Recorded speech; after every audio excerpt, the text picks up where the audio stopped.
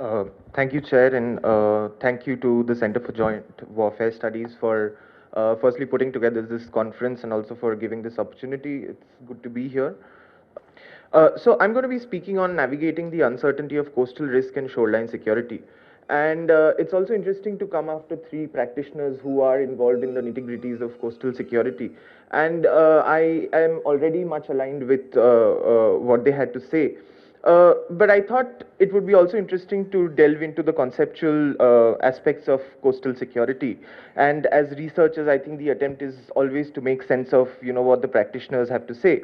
So I think it is important to first ask the question: what is the coastal risk that we are talking about, and why coastal spaces are important, and what are these coastal zones? Now, if we deconstruct the idea of coastal zones and undertake a geospatial understanding, I think three views sort of stand out. One is that coastal zones are spaces where the sea ends.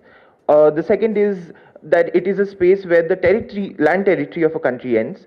And the third view, which I think is more important in today's day and age, is that coastal spaces are a buffer zone or an interface between land and water. And this is also important because increasingly what we are seeing, and which also got reflected in the previous presentations, is that there is a deep interlinkage between maritime security challenges and territorial and land security challenges. So I think there is a need to not only reimagine maritime security, but also the spaces where maritime security seems to be playing out.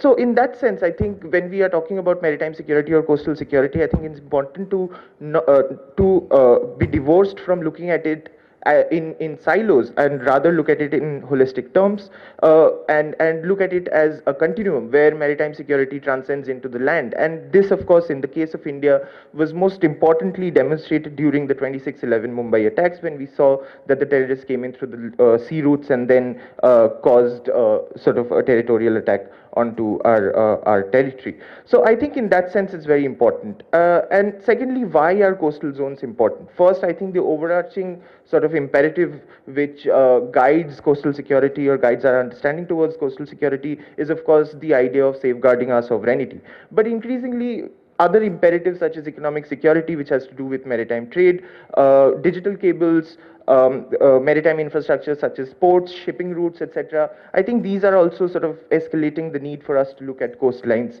in a different way. And third, of course, is the idea of environmental protection. Climate crisis-induced natural disasters, the idea of marine conservations, the withering of shorelines. I think these are again very important pillars that are dominating the idea of coastal security. Now, I think when we are talking about coastal security, of course, the idea is that it is a subset of a larger idea of maritime security.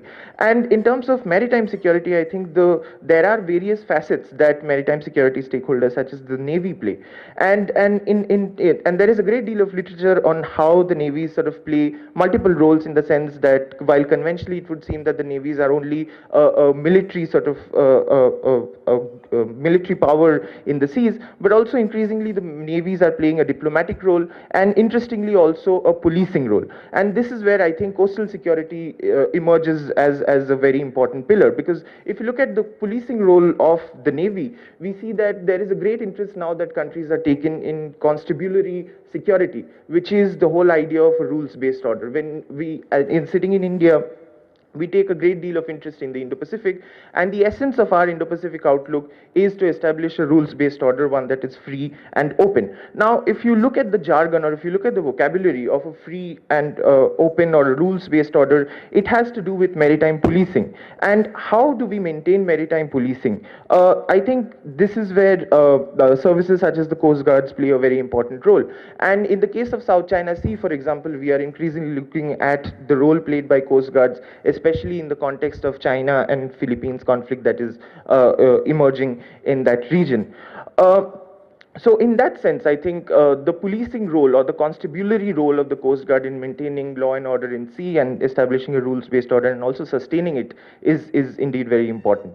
Now, coastal security in the case of India, of course, emerged as an important pillar, and in many ways, the 2008 Mumbai attacks was a watershed moment when the Indian Coast Guard was subsumed under the Indian Navy to increase synergy between the two services.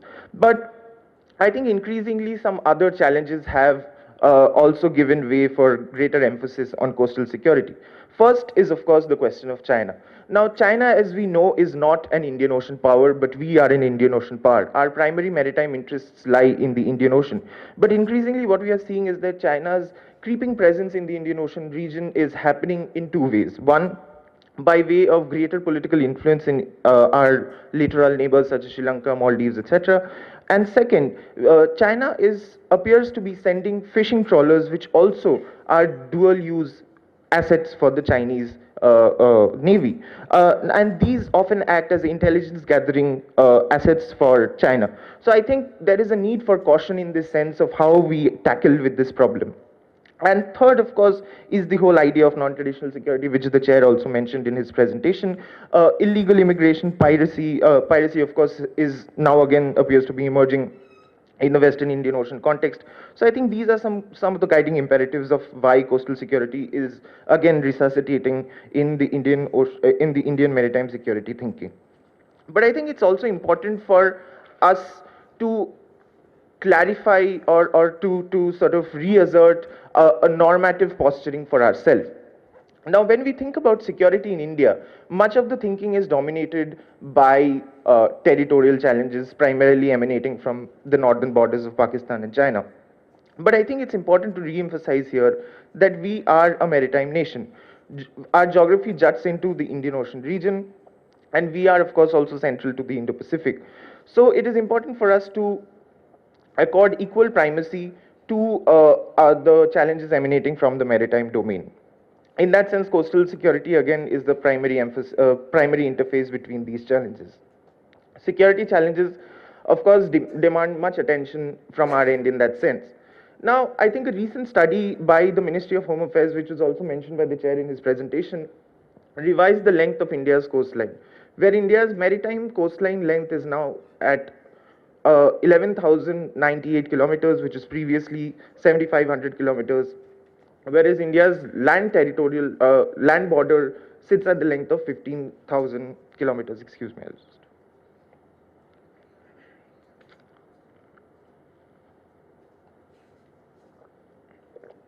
Sorry. So I think the diminished lengths between the coastal lengths of India's maritime border and territorial border is a primary indicator on why coastal security is emerging as an important facet of our security thinking.